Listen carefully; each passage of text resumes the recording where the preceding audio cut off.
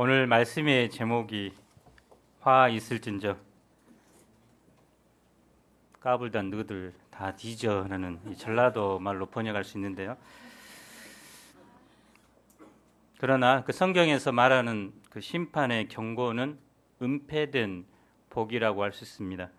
그 심판 뒤에 복 주시고자 하시는 주님의 숨겨진 의도를 배울 수 있기를 기도합니다. 13절을 한번 읽어보겠습니다. 시작.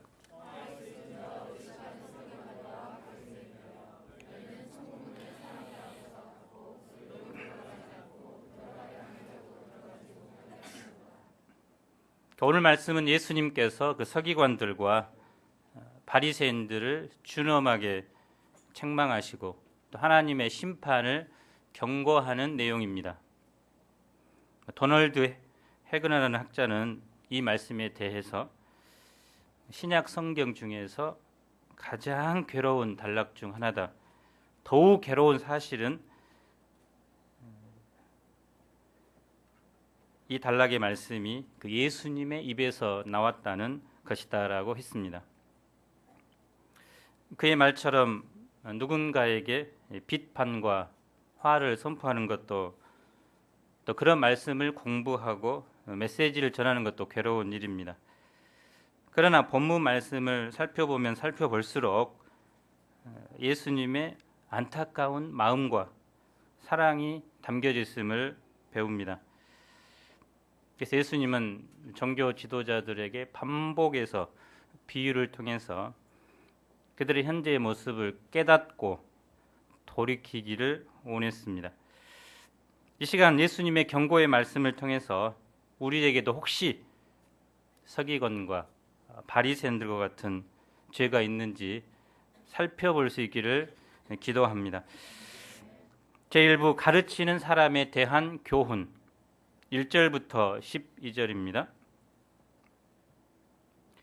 1절부터 12절은 가르치는 대상이 무리들과 제자들입니다. 2, 3절을 보십시오. 함께 읽어보겠습니다. 시작.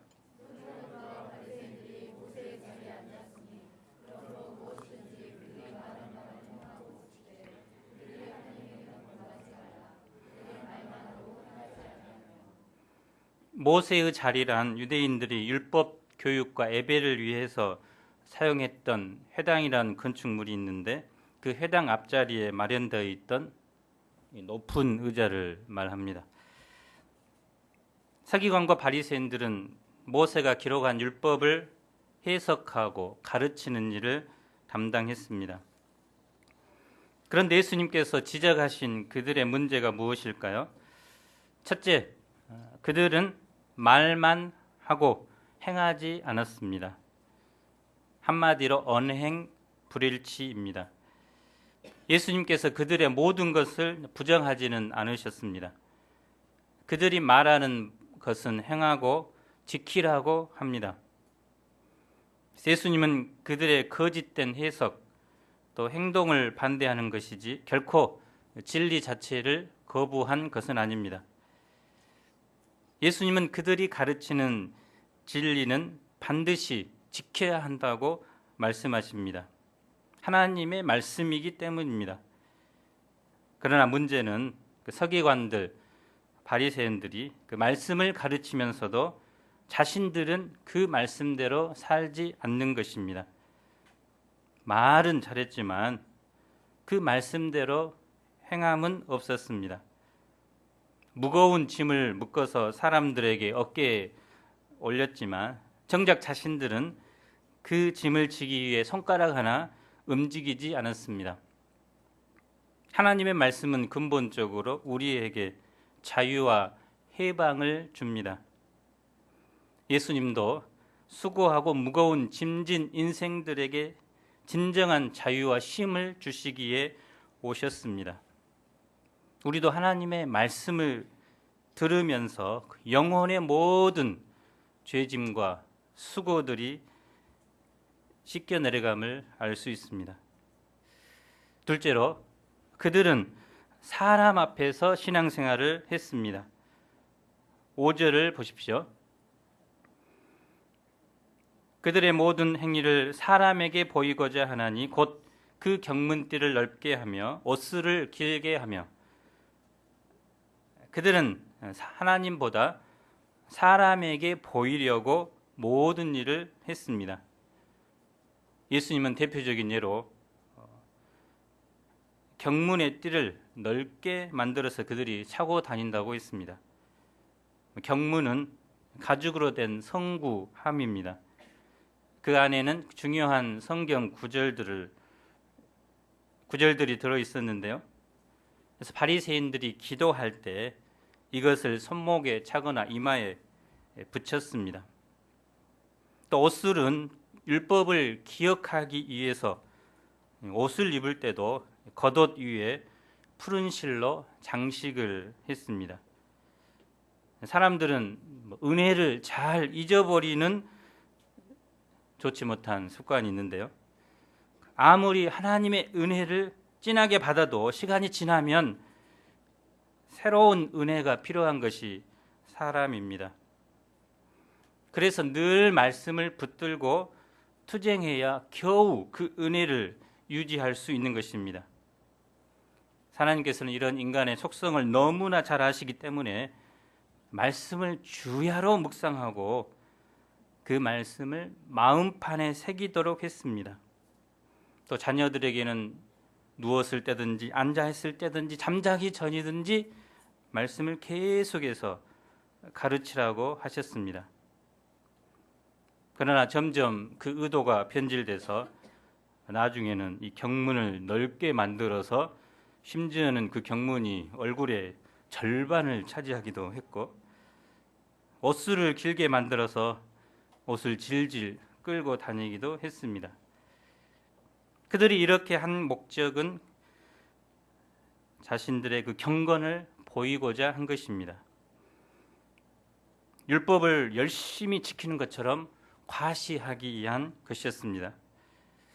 하지만 우리도 금박으로 장식된 크고 좋은 성경을 들고 다니고 또 스마트폰에 좋은 성경 프로그램을 가지고 있다 해서 그 사람이 말씀의 사람이 되는 것이 아닙니다. 그래서 말씀을 읽고 암송하고 묵상하고 또 심령에 새기고 순종할 때 은혜가 되고 그 말씀을 통해 힘이 되는 것입니다. 또한 그들은 회당과 잔치에서 높은 자리에 앉기를 좋아했고 시장에서 문안받는 것을 좋아했습니다. 일반적으로 서기관들이나 바리새인들이 거리나 장터를 지나가면 백성들은 존경의 표시로 자리에서 일어났습니다. 요즘도 대통령이 국회에서 연설을 하면 국회의원들이 일어나서 박수를 열렬하게 치는 것을 볼 수 있는데요. 또 예루살렘의 유지나 세력가들은 잔치를 열면 명성 있는 서기관 또 그의 문화생들을 초대하는 것을 영광스럽게 생각했습니다.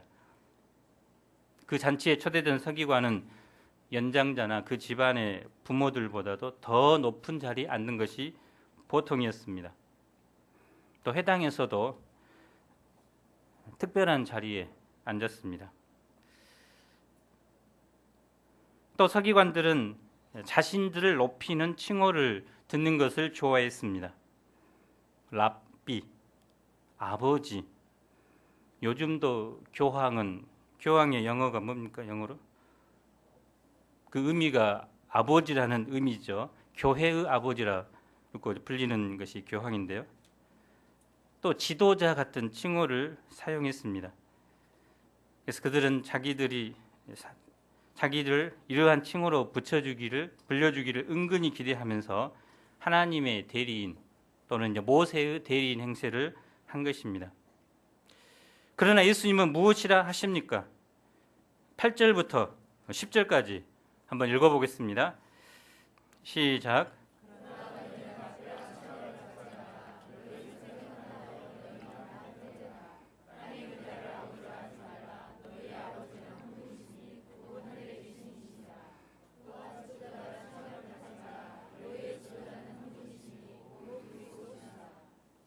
그들이 랍비, 아버지, 지도자라 칭함받기를 좋아했는데요. 그러나 우리는 그렇게 하지 말아야 합니다. 예수님은 무리들과 제자들에게 이러한 인간적인 칭호나 명예에 집착하지 말 것을 말씀하셨습니다. 오직 예수님은 모든 찬양과 영광과 존경을 받으실 분은 오직 유일하신 하나님 그리고 그리스도 뿐이라고 말씀하신 것입니다. 사실 우리는 하나님 안에서 한 형제 자매들입니다. 그러면서도 이제 특별한 호칭을 통해서 존경받기를 조심해야 하는데요. 근데 우리 모임의 장점은 연수가 길거나 짧거나 리더들은 모두 목자라는 칭호로 평준화가 되어 있어서 좋습니다. 세상적으로 박사, 교수, 의사, 선생님 등 존경받는 다양한 칭호들을 가지고 계신 분이 있지만 일단 교회에만 오면 리더들은 다 목자입니다. 교수님은 학생과의 관계에서 교수님이지 교회 내에서 교수님은 아닙니다. 또 학생도 교수님 편에서 학생이지 가정에서 학생은 아닙니다. 너도 목자, 나도 목자. 먹자가 아니라 목자입니다. 잘못 들으면 목자를 먹자. 근데 사실 우리도 잘못하면 목자가 먹자가 되기 쉽습니다. 그래서 양에게 관심을 가지고 주일 예배에 오지 않으면 전화를 하고 어쩌든지 6시 예배라도 초청을 하는 마음보다는 주일 예배에 과연 무엇을 먹을까? 오늘 밥이 나와? 안 나와? 나오면 무슨 메뉴가 나와? 관심이 먹자가 되기 쉽고요. 또 오늘날은 특별히 먹고 살자, 목자보다는 먹고 살자라는 생활의 염려에 빠져서 사명을 감당하는 목자의 삶을 살기 쉽지 않습니다. 그러나 우리는 먹자가 되기보다는 목자가 되어야 합니다. 우리는 그 어떤 칭호보다 목자라는 칭호를 좋아합니다. 목자라고 해서 양보다 더 우월하다는 것이 아닙니다. 목자는 양을 섬긴다는 뜻이요. 또 선한 목자이신 예수님을 본받고자 힘쓰는 사람이라는 것입니다. 예수님은 우리에게 진정한 지도자가 어떤 자인가 가르쳐 주십니다. 11절부터 12절을 읽어보겠습니다. 시작.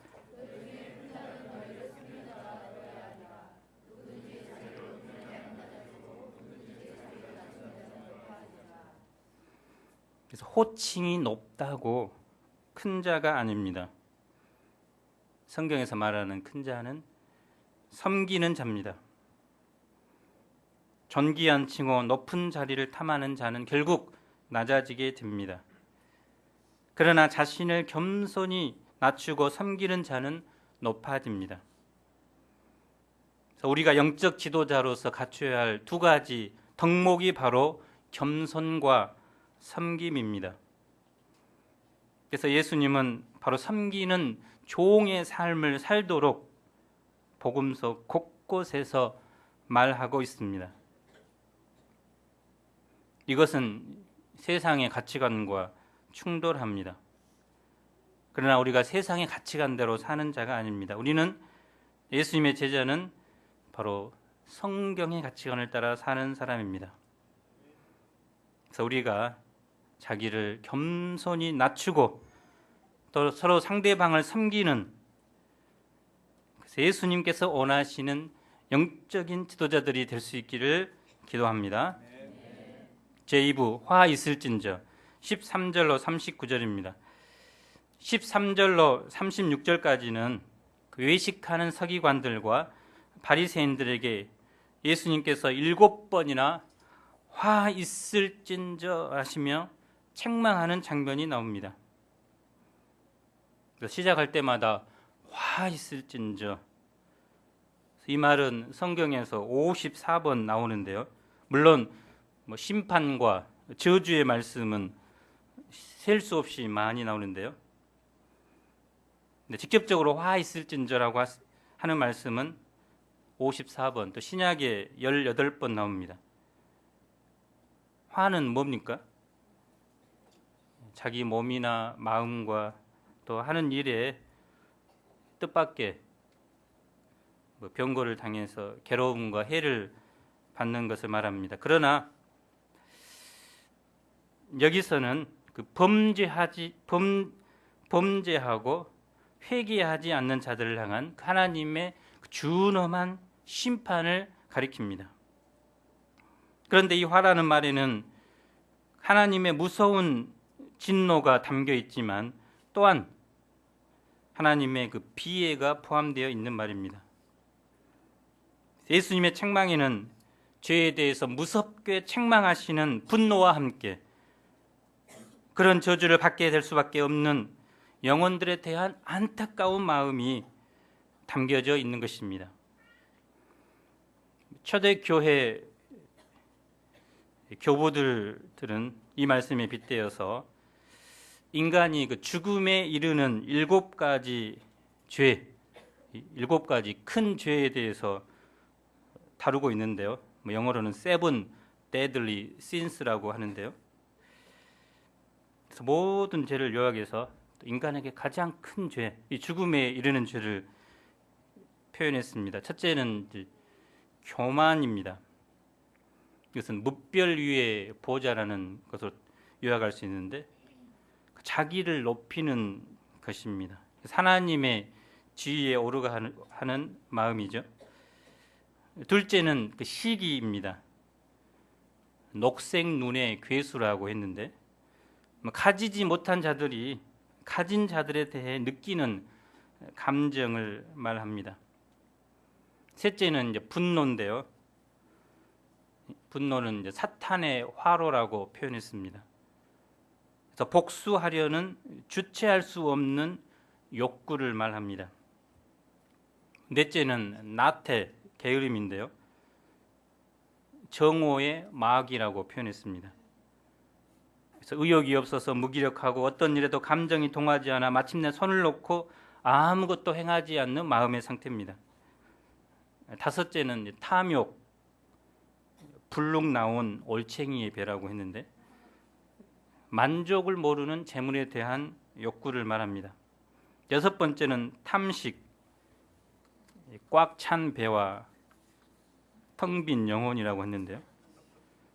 정신없이 음식물을 목 안으로 집어넣는 것입니다. 그래서 여기에는 급식이 있어요. 아주 빠른 속도로 급하게 먹는 것. 과식이 있죠. 일정 분량의 음식보다 너무 많이 먹는 것. 또 미식이 있는데요. 자기가 먹고 싶은 것만 골라서 이제 먹는 것 있습니다. 마지막으로 일곱째는 정욕인데요. 타는 갈증에 마시는 바닷물이라고 했습니다. 그래서 통제할 수 없는 과도한 성적 욕망인데요. 자신의 그런 정욕을 위해서 상대방의 육체와 감정을 생각하지 않고 허랑방탕하게 사용하는 성적인 욕망들입니다. 그래서 이런 7가지 대죄가 바로 인간에게 죽음에 이르는 죄라고 했습니다. IVP의 신원환 교수님이 썼는데요. 거기에 보면 이런 7가지 죄의 원인, 또 결과, 또 이것을 어떻게 극복할 수 있는가 자세하게 나와 있는데요. 이런 7가지 죄 가운데 시달리고 있다면 한번 읽어보시면 많은 도움이 될 것입니다. 그러면 오늘 본문에서 이 서기관과 이 바리새인들이 하나님의 형벌을 받을 수밖에 없었던 7가지 죄악이 무엇일까요? 첫째로 그들은 다른 사람들이 천국에 들어가는 것을 막았습니다. 13절을 함께 읽어보겠습니다. 시작.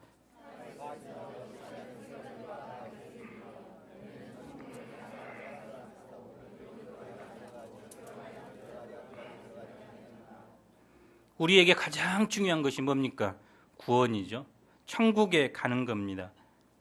그런데 그 가장 중요한 천국에 가는 것을 막아버린 것, 이것이 얼마나 큰 주이겠습니까? 그들은 영적인 인도자로서 천국문을 활짝 열고 백성들을 천국으로 인도할 책임이 있는 사람들입니다. 하지만 자기들도 천국에 가지 않을 뿐만 아니라 들어가려고 하는 자들까지 막아버렸습니다. 잘못된 해석과 가르침으로 백성들을 천국 아닌 지옥으로 인도해 버렸습니다. 그들은 은혜보다 행위를 의지하게 하므로 백성들이 복음을 받아들이지 못하게 했습니다. 예수님을 믿지 못하게 하므로 천국에 들어가지 못하도록 한 것입니다. 둘째, 그들은 힘써 얻은 교인을 배나 더 지옥 자식이 되게 만들었습니다. 그들은 이교도들을 유대교로 개종시키기 위해서 바다와 육지를 두루 다니면서 전도를 했습니다. 그들의 선교 열정은 참으로 대단했습니다. 하지만 한 사람을 얻으면 이들에게 복음 대신 율법을 가르침으로 자기보다 더 열심히 있는 바리새인들이 되게 하여 결국 배나 더 지옥 자식으로 만들어 버렸습니다. 사실 거짓 종교일수록 선교에 더욱 열정적입니다. 비관으로 오늘날 신천지 같은 이단들이 얼마나 극성스럽게 전도합니까? 아침 7시부터 저녁 12시까지 마지막에는 보고회를 하면서 그날 했던 모든 것들을 요약해서 평가하고 계획을 세우고, 그래서 그들의 열심은 도저히 따라갈 수 없습니다. 또 하나님의 교회는 안식일인 토요일만 되면은 온 동네 아파트를 쏘다니면서 전도를 합니다. 그러나 그들에게 전도된 사람들은 예수님을 구주로 만나는 것이 아니라 이만이나 안상홍의 교리를 따름으로 배나 지옥 자식이 되고 맙니다. 신천지는 지금 통계적으로 14만 4천 명 이미 넘은 걸로 보고 있는데요. 이제 이단 연구가들이 그 자리에서 이제 추리고 있다고 합니다. 14만 4천 명. 그래서 올해가 이제 그 마지막 14만 4천 명을 채우는 해로 선포했기 때문에 더 극성스럽게 저대에도 기본적으로 작년에는 한 200명 된다고 했는데 지금은 훨씬 더 많은 걸로 알고 있습니다. 그래서 그들은 교인을 엮기는 하지만 배나 더 지옥 자식이 되게 만들었습니다. 셋째, 그들은 물질주의에 악영향을 끼쳤습니다. 예수님은 그들을 눈먼 인도자라고 부르셨습니다. 마치 맹인이 맹인을 인도하는 것처럼 백성들을 잘못 인도했기 때문입니다. 그래서 그들은 하나님의 계신 성전보다 성전에 있는 금을 더 중요하게 생각했습니다. 그래서 성전으로 맹세를 하면 안 지켜도 되지만 금을 가리켜서 맹세하면 반드시 지켜야 한다고 가르쳤습니다. 또 제단을 가리켜 맹세한 것은 지키지 않아도 되지만 제단 위에 예물로 맹세하면 반드시 지켜야 한다고 가르쳤습니다. 이것이 무엇을 말할 수 있을까요? 금, 재물, 이것을 가지고 백성들이 와서 소원하면 자기들에게 떨어지는 콩고물이 있기 때문입니다. 한마디로 그들은 재물이 마음에 자리 잡고 있었습니다. 오늘날도 물질을 사랑하는 마음이 우리의 눈을 멀게 하여 맹인으로 만들어 버립니다. 그래서 우리도 물질이 하나님의 자리에 들어와 있으면 양들에게 이제 말씀을 전해도 하나님을 믿으면 이제 하나님께서 축복해 주셔서 부자가 된다, 그런 메시지 중심으로 가르치고요. 또 부흥회 때 2천만 원 헌금할 사람 손 들어, 거의 협박 수준으로 손을 안 들면 들 때까지 그것을 다 이제 나중에 모아서 이제 훌쩍 떠나버리면 그만입니다. 그래서 물질주의에 사로잡히게 되면 모든 것을 물질을 중심으로 가치를 평가하게 됩니다. 이렇게 가치관이 전도될 때 영적인 분별력을 잃고 타락하게 됩니다.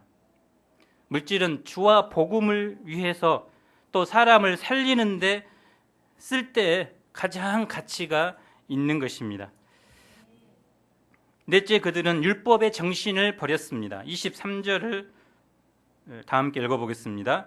시작.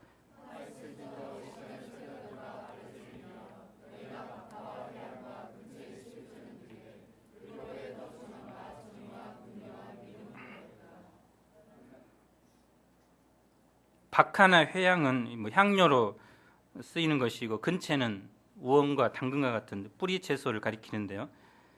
보통 마당 한 구석이나 화분에서 조금씩 재배하던 것입니다. 그런데 서기관들은 이런 작은 것을 수확했을 때 또 그 소득의 11조를 다 계산해서 드렸습니다.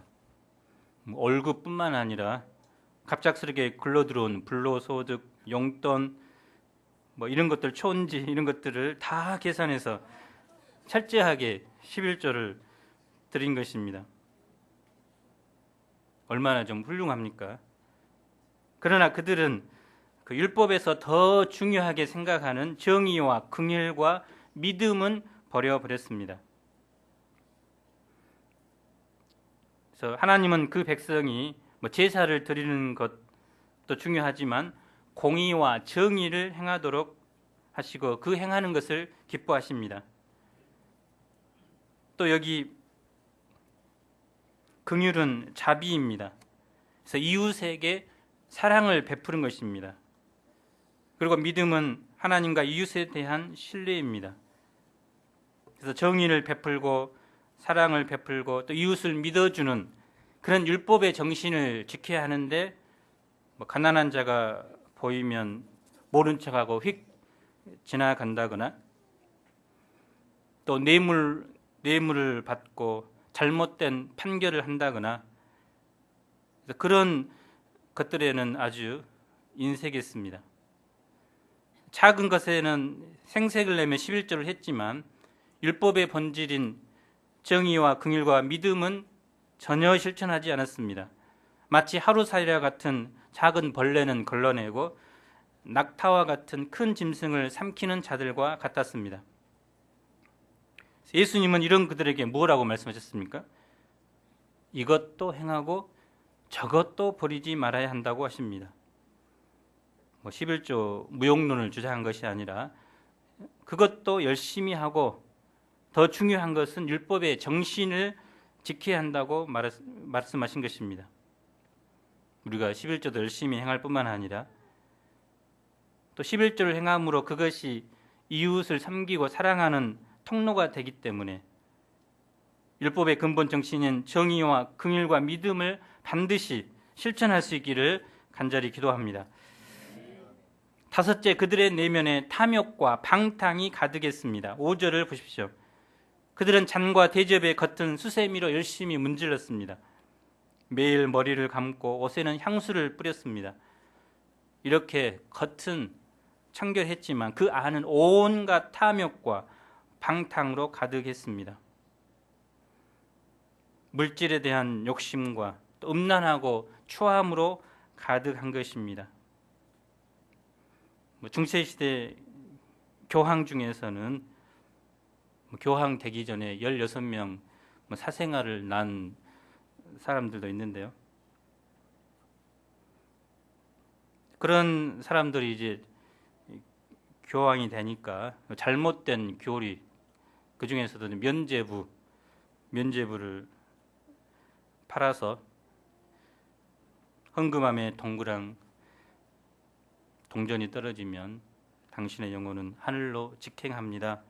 또 믿지 않고 죽은 당신의 형제 자매들은 연옥에서 천국으로 갑니다.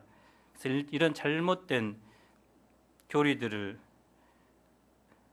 만든 것입니다. 아직도 천주교는 연옥설을 주장하고 있습니다. 예수님은 이런 그들에게 무엇이라고 말씀하십니까? 26절을 함께 읽어보겠습니다. 시작.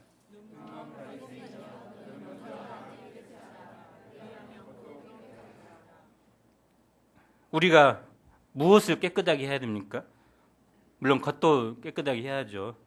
목욕도 하고 다른 사람에게 피해를 줘서는 안 됩니다. 그러나 더 중요한 것은 우리 내면을 깨끗하게 하는 것입니다. 마가복음 7장 21절로 23절을 보면 우리를 더럽게 하는 것이 무엇인가 열거되어 있습니다.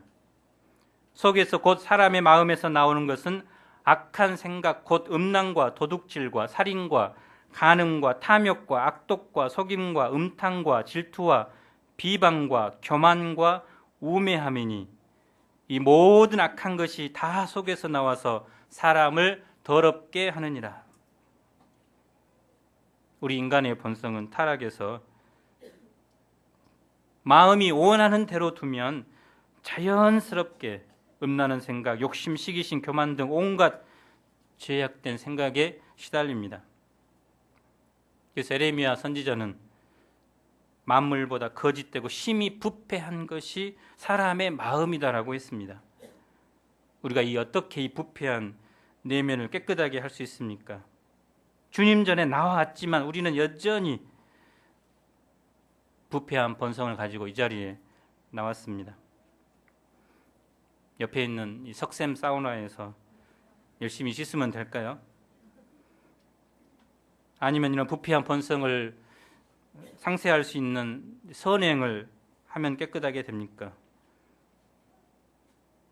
이슬람교에서는 천국에 가는 것이 퍼센트로 나눕니다. 그래서 50% 나쁜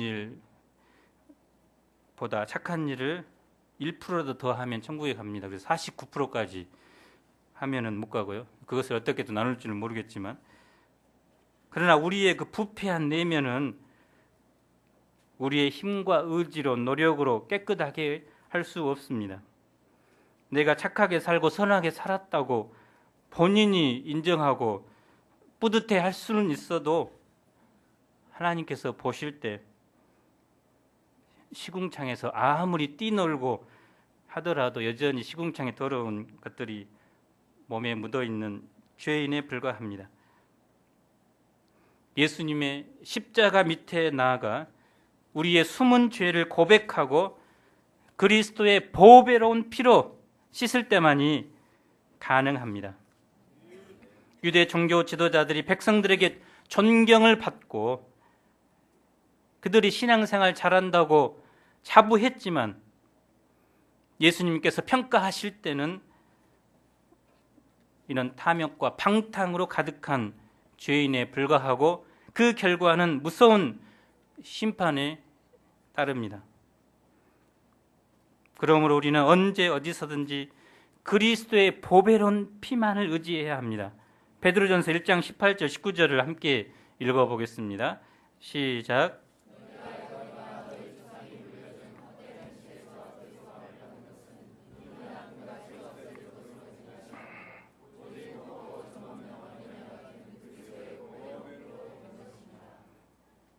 흠없고 점없는 그리스도의 보배로운 피로 우리 내면의 모든 탐심과 탐욕과 방탕, 더러운 것들이 깨끗하게 씻어질 수 있습니다. 우리가 이 문을 나가기 전에 우리의 모든 죄를 주님께 회개하고 그리스도의 피로 정결하게 되기를 기도합니다. 여섯째, 그들은 회칠한 무덤과 같았습니다. 27절을 보십시오. 회칠한 무덤은 이스라엘의 가난한 사람들 동굴 살 수가 없어서 평토장 있습니다. 그래서 평토장 하면은 사람들이 모르고 그냥 밟고 지나가기 때문에 그 위에 햇가루를 뿌려줍니다. 그래서 햇가루를 뿌리면 햇빛이 비치면 반짝반짝 빛이 나서 아름답게 보이기도 하지만, 그러나 진실은 뭡니까? 그 밑에 송장, 썩고 있는 송장, 뼈, 분해하는 벌레들이 우글우글 거리는 것입니다. 그래서 이 종교 지도자들이 겉은 회칠한 무덤처럼 아름답게 보였지만 그 속은 사람의 뼈, 또 더러운 것들이 가득 차 있음을 경고하신 것입니다. 일곱째, 그들은 하나님의 종들을 대적하고 핍박했습니다. 29, 30절을 보십시오.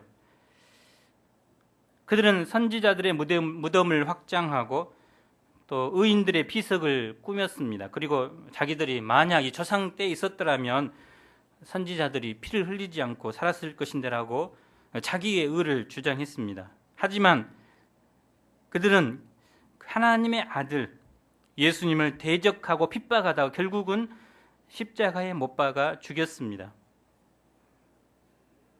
그래서 여기 보면 하나님이 세우신 종들을 무시하거나 대적하거나 핍박하고 죽이는 것, 이것이 얼마나 심각한 죄인가 알 수 있습니다. 그래서 예수님께서도 주님의 복음을 전하는 사도들을 또 전도인들을 보냈는데 무지한 사람들이 그들을 채찍질하고 또 심지어는 죽이기까지 했습니다. 그래서 이런 그들을 예수님께서 어느 정도까지 책망을 했을까요? 33절에 보면 뱀들아, 독사의 새끼들아, 너희가 어떻게 지옥의 판결을 피하겠느냐? 이거 사실은 쌍욕입니다. 가장 무서운 욕입니다. 개 뭐뭐도 아니고 이 뱀 독사의 새끼들아, 이 사탄의 자녀, 마귀의 자녀라는 것입니다.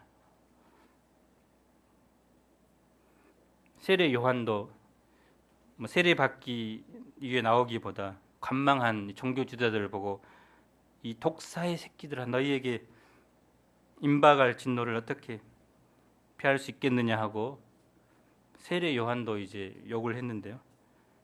분노했습니다. 그들은 아벨의 피로부터 사가랴의 피까지 다 담당해야 했습니다. 예수님께서 이렇게 7가지 화를 하셨는데요. 그러면서 마지막으로 예수님께서 어떤 말씀을 하셨을까요? 예수님은 예루살렘을 향하여 탄식하셨습니다.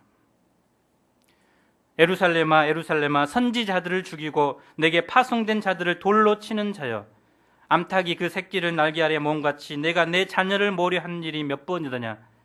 그러나 너희가 원하지 아니하였도다. 예루살렘은 하나님의 성전이 있는 곳으로 성도, 거룩한 도시였습니다. 하나님은 그들에게 많은 은혜와 특권을 부어주었습니다. 그런데 그들은 배은망덕하게도 하나님의 뜻을 거역했고 하나님의 뜻에 순종하라고 외치는 선지자들을 죽이는 데 앞장섰습니다. 이런 그들에게는 무서운 하나님의 진노와 심판이 있습니다. 예수님은 이런 그들이 불쌍해서 암탉이 위기에 닥쳤을 때 절박한 마음으로 그 새끼를 날개 아래 모음같이 그들을 구원의 길로 인도하고자 애를 쓰였습니다. 3년 동안 회개하라, 천국이 가까웠느니라, 피 맺힌 절규와 같은 말씀을 전했고 또 지금도 종교 지도자들 앞에서 회개하고 돌이키면 용서해 주시겠다고 소망의 음성을 하신 것입니다. 구약시대부터 많은 선지자들을 보냈고 또 직접 자신이 친히 육신을 입고 찾아오시기까지 하셨습니다. 하지만 그들은 교만과 욕심 또 죄로 인해 하나님 말씀 듣기를 싫어하고 결국 그리스도를 죽여버렸습니다. 그들의 결과가 어떨까요? 38절을 보십시오. 결국 예루살렘은 황폐화되어 버림받습니다. 이 예언대로 AD 70년에 예루살렘은 로마 장군 디도에 의해 100만 명이 넘게 죽임을 당하고 또 2000년 동안 황폐화되었습니다. 우리는 종교 지도자들에게 화를 선포하신 예수님에 대해 배웠습니다. 우리의 신앙은 오늘 평안을 누리며 안전하고 또 문제 없이 사는 것이 다는 아닙니다. 장차 주님이 오실 때 또 주님이 심판대에 와서 앉아서 우리 각 사람을 심판하실 때 과연 예수님께서 나의 인생을 통해서 내가 과연 내가 기뻐하는 열매를 맺었는가? 그런 예수님의 평가를 우리는 생각해야 합니다. 그렇기 때문에 우리는 말씀 앞에서 내 안에는 과연 서기관과 바리새인과 같은 이런 죄악이 있는지, 나도 예수님이 싫어하시는 현대판 바리새인이 아닌지 살피고 회개하고 돌이켜야 합니다. 예수님께 경고장을 7개나 받은 서기관들과 바리새인들과 같은 사람이 되지 않아야 합니다. 그 대신 우리는 힘써 예수님을 본받는 삶을 통해 섬김과 겸손의 리더십으로 오늘날도 이런 교만하고 또 죄악으로 가득 찬 영혼들을 돌이키고 섬기는 데 힘써야 합니다. 우리가 다른 사람의 평가보다 예수님의 눈을 의식하고 주님의 평가를 기대하고 죄를 멀리하고 자기를 낮추고 겸손히 섬기는 삶을 살 수 있기를 간절히 기도합니다. 13절을 함께 읽어보겠습니다. 시작.